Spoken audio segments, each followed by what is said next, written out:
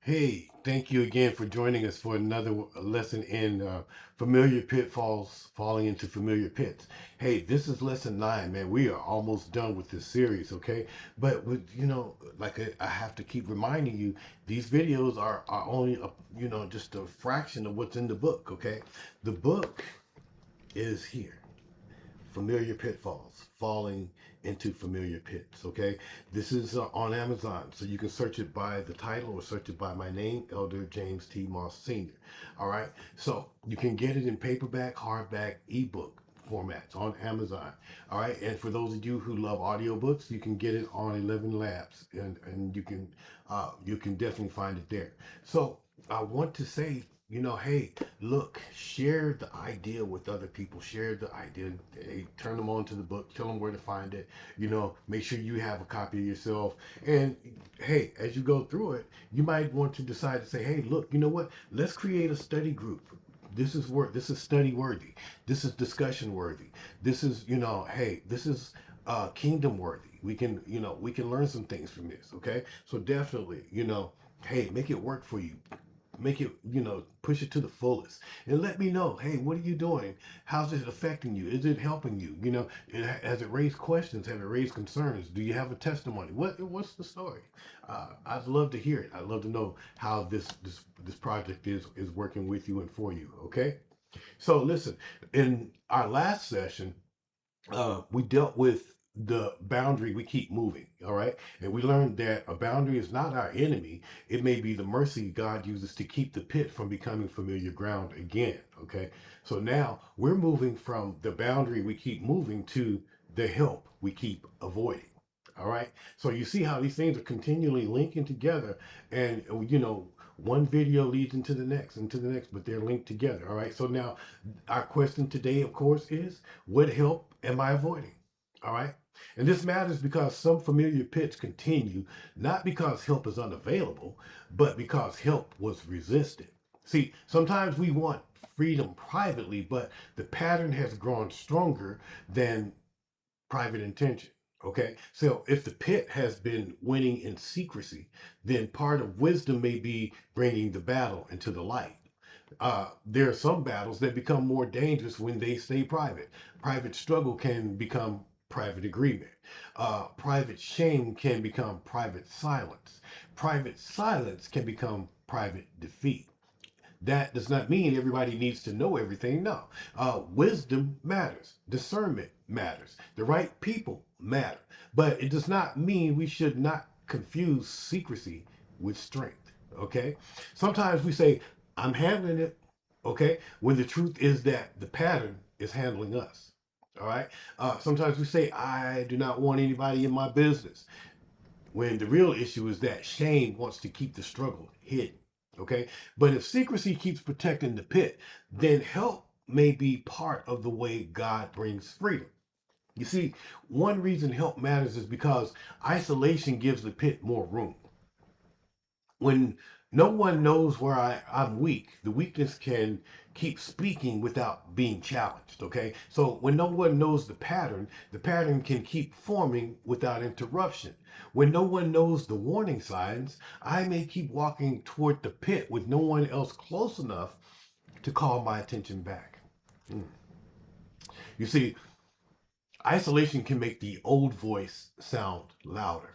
It can make shame feel heavier. It can make the lie feel believable and even more believable. Okay? It can make the pit feel like the only place that understands me is here. Huh? Uh, so that's why the enemy often tries to separate people before he traps them. Okay? Because once a person is isolated, the pit does not have to compete with wise counsel, loving correction, prayerful support, or truthful accountability.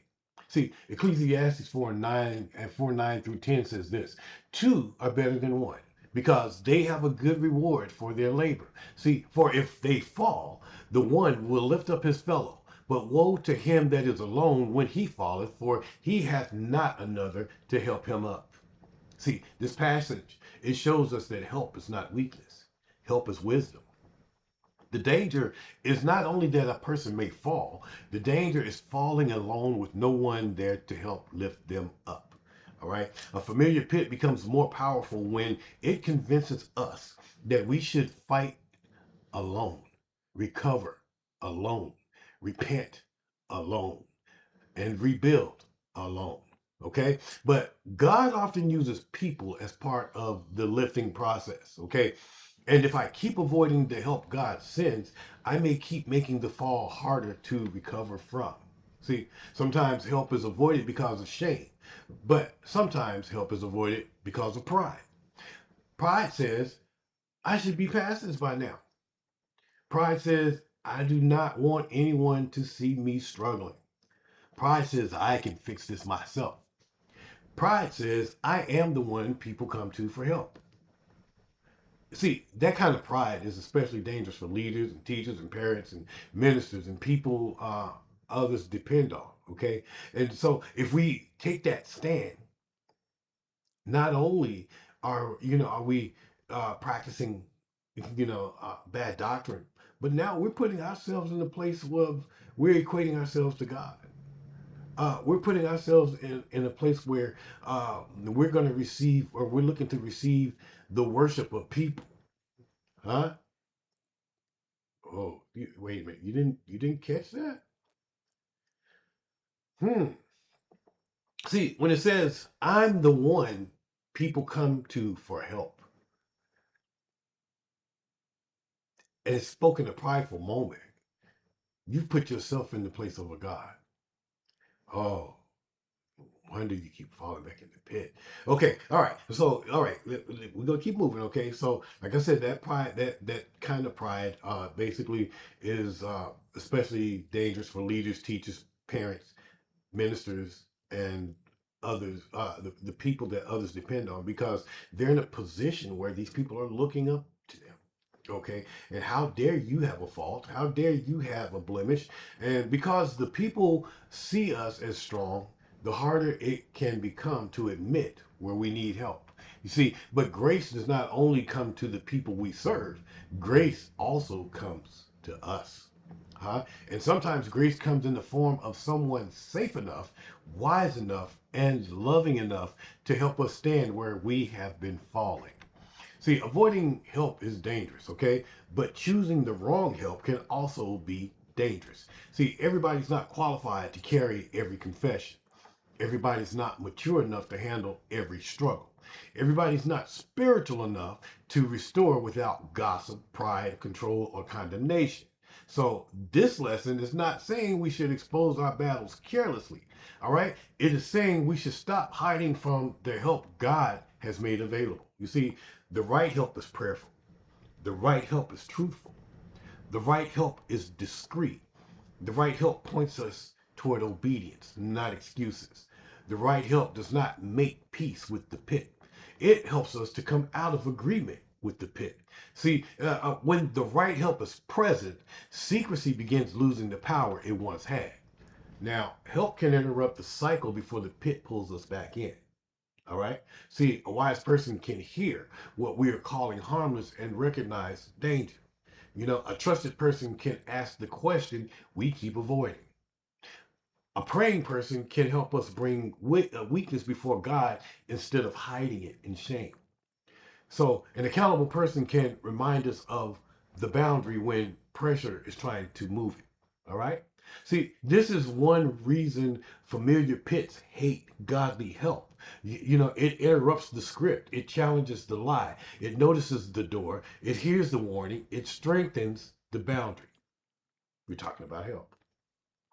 See, the pit wants us alone because alone is where the old pattern has had the most room to work. All right. But when help enters the right way, the cycle has to face more than our private willpower. When help enters the right way, the cycle is now forced to deal with not just you, but your help. And when that help steps in the room, that's less space it's got to operate.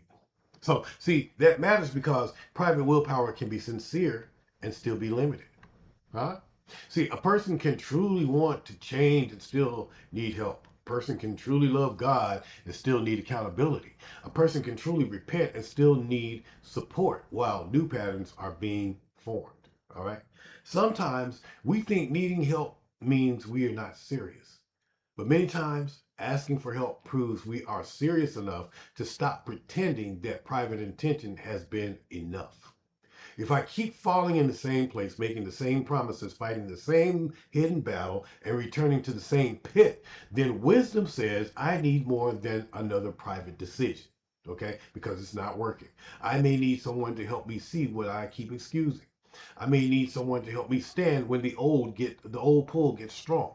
I may need someone to help me bring into the light what keeps gaining strength in the dark. And if help is part of God's provision, then avoiding help may also be delaying freedom. See, one reason help is so important is because confession breaks the power of hiding. James 5:16 says this: confess your faults one to another and pray for one another, that ye may be healed. See, that verse does not teach careless exposure. It teaches a healing community. Okay? So there is a kind of confession that brings the battle out of isolation and into the prayerful support that it deserves. See, it says, I am not going to let shame keep this hidden anymore. I'm not going to let the pit keep using secrecy as a shelter. I'm not going to keep pretending this pattern is not active when I know it still needs to be confronted. Confession does not save us, Christ saves us. Okay? But confession can help break the secrecy that familiar pits use to keep us bound. All right? When a struggle stays hidden, shame keeps interpreting it.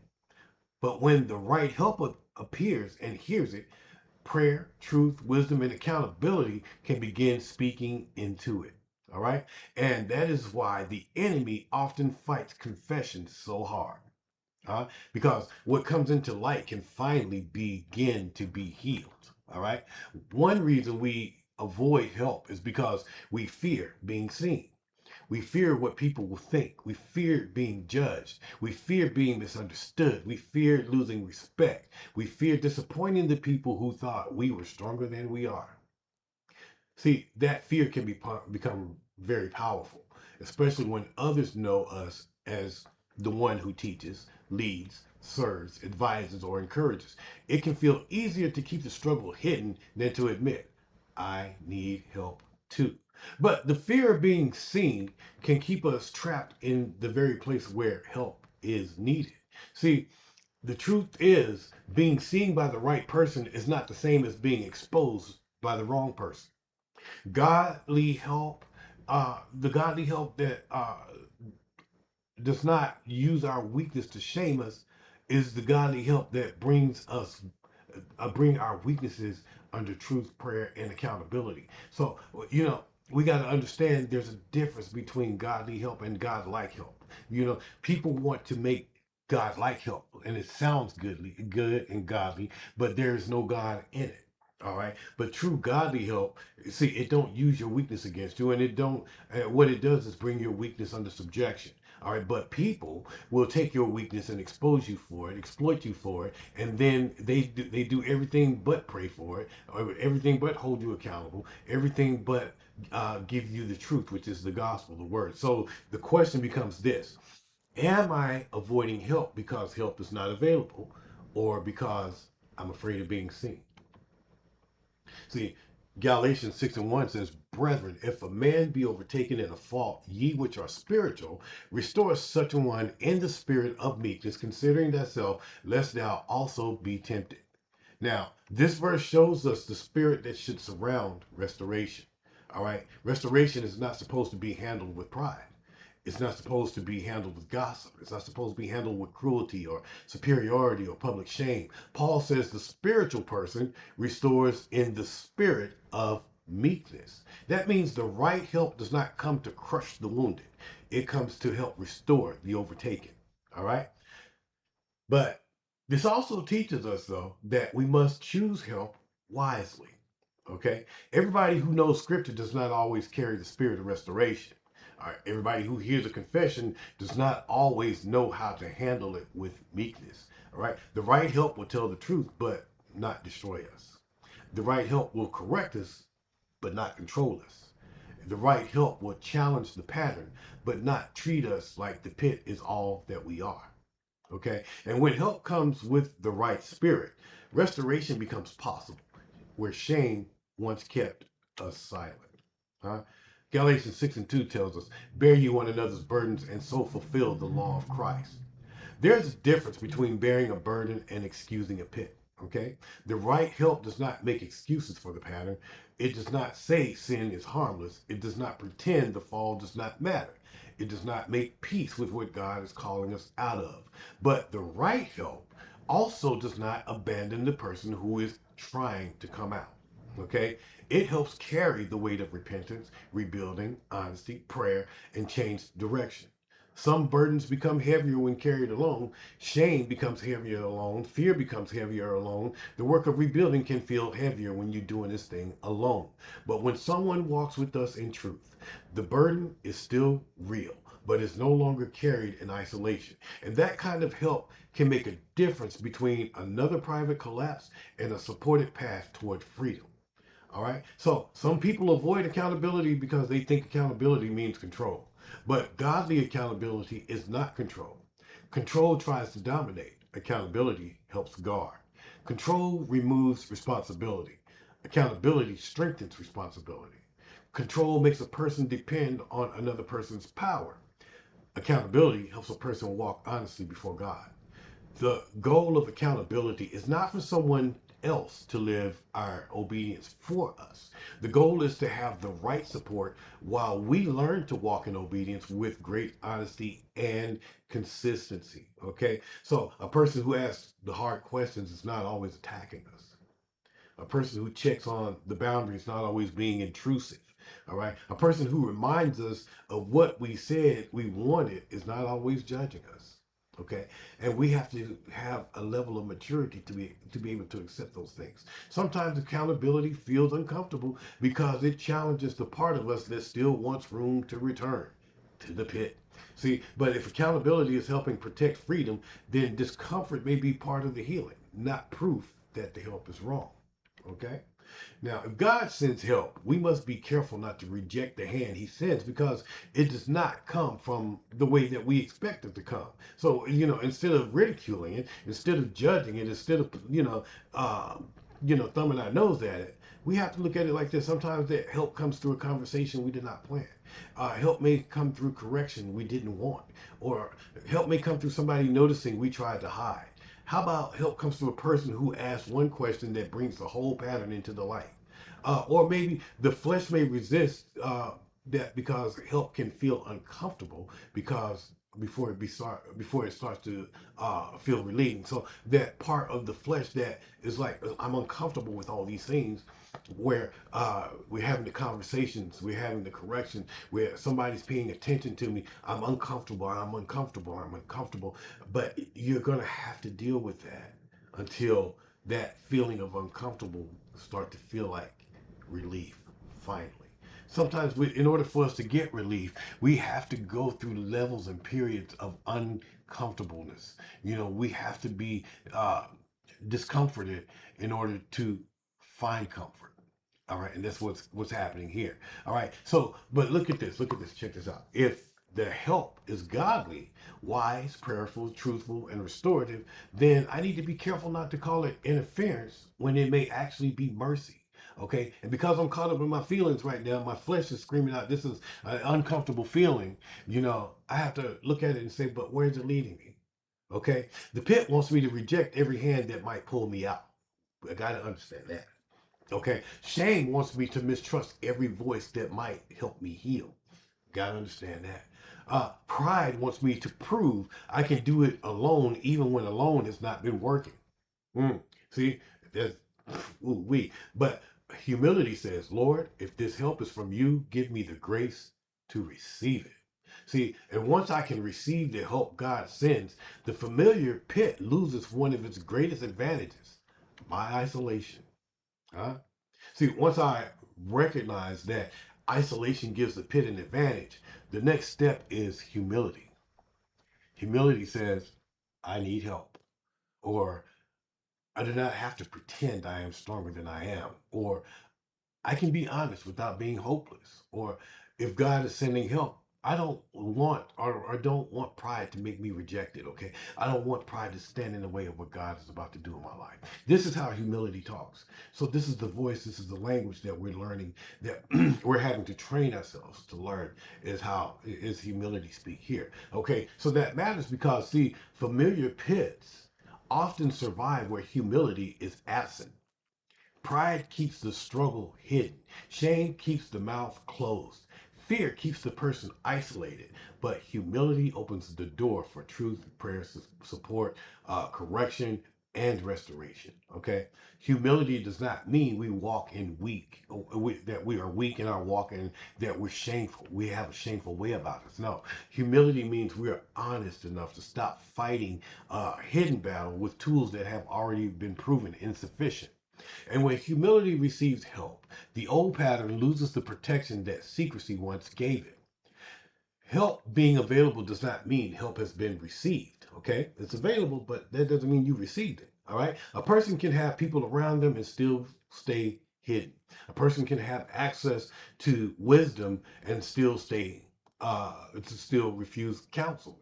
A person can have prayerful support nearby and still keep the real struggle covered. Uh, a person can sit under truth and still avoid the part of truth that confronts their pattern. This is why we must ask, not only is help available, but we also must ask, have I been willing to receive it? Hmm? See, because help cannot strengthen what pride refuses to admit. Okay? Help cannot restore what secrecy keeps concealing. Help cannot interrupt a pattern that we keep presenting as though everything is fine. All right? There comes a point where receiving help requires honesty, not performance, not image management, not partial confession, honesty. And when honesty finally meets the right kind of help, freedom has grown or has room to grow in places where hiding used to rule. All right. Receiving help does not mean someone else carries all the responsibility of our freedom. Help supports obedience. Help strengthens accountability. Help, it does not make the choices for us, but help can pray, help can encourage, correct, remind, and walk with us. But we still have to respond to God. Okay, but help makes that possible. Helps clear the way so that we can respond to God. See, this is important because some people either reject help completely or expect help to do what only obedience can do. All right. But godly help works with surrendered responsibility. All right. It does not enable passivity. All right. So if I ask for help, I must be willing to tell the truth. If I ask for accountability, I must be willing to answer honestly. If I ask for prayer, I must be willing to obey the wisdom that God gives. If I ask someone to help me guard the door, I must stop trying to sneak back through it. Help is powerful when it is joined to responsibility. And when responsibility and support walk together, the familiar pit loses the advantage of isolation and the advantage of excuse. See, I'm sorry, the throat's getting a little scratchy. The purpose of help is not only to stop the old pattern, it is also to help strengthen the new one. All right. Familiar pit has been reinforced by repetition and secrecy and emotion, access and agreement. So coming out often requires new reinforcement, new conversations, new accountability, new honesty, new prayer rhythms, new boundaries, new responses when warnings come, new ways of handling weaknesses or weakness before it becomes a fall. All right. The right help can remind us of the new direction when the old road starts calling again. It can help us practice truth until truth becomes stronger than the old script. It can help us remain steady while obedience is becoming more established. See, freedom is not only about leaving the pit, freedom is also about learning how to live differently after we leave the pit. And sometimes God uses the right people to help us practice the life He is calling us into. So, the question for this lesson is, what help am I avoiding? All right. Now, don't just ask what pit keeps calling and what pattern keeps repeating, what warnings keep coming, or what help uh, uh, that I've been resisting. Don't just take it all lightly, but also ask yourself, have I avoided confession because I was ashamed? Have I avoided accountability because I wanted control? Have I avoided counsel because I did not want correction? Have I avoided prayer because I did not want anyone to know how real the struggle was? Have I avoided restoration because I thought needing help made me look and feel less spiritual? Huh? See, this is where honesty matters because the help I keep avoiding may be part of the mercy God is sending. And if God is sending help, then refusing help may be one more way of the familiar pit keeps it advantage over myself or over me and over my life and over uh, you know my being. Uh, we have to understand that the help I keep avoiding may be the help God sent to interrupt the cycle. Okay, it may be the hand that helps me stand. It may be the voice that reminds me of truth. It may be the prayer that strengthens me when the old pull gets loud. It may be the accountability that keeps the door closed, the boundary firm, and the warning honored. All right. So today we're asking God to give us the humility to receive the help that leads us toward freedom. Lord, show me where I've been hiding what needs healing. Show me where pride has kept me isolated. Show me where shame has made me silent. Show me where I have rejected help because I was afraid to be seen. Send me the right help and give me the wisdom to recognize it when it comes. Give me the humility to receive it. Give me the courage and to be honest with it, and give me the obedience to walk with it. Because I do not want to keep falling alone when you have made a way for me to be lifted. The pit may want me isolated, but I do not have to stay hidden. By the grace of God, I can receive the help that helps me walk forward. All right. So listen, that concludes uh, our lesson number 9, the help I keep avoiding. Let's stop avoiding help when God sends it. Yes, let us ask God for discernment. Ask God, hey, show me the help that you're sending. Is this the person that you want me to be more frank with, more open with? Because if not, I'm not going to do it because I know I can't lay this on everybody, but I can lay it on the person that you sent for me because that person you sent to me is equipped for me and you equipped them for me. All right. So, hey, these are great lessons. We got one more left. And I thank you for hanging in there with me.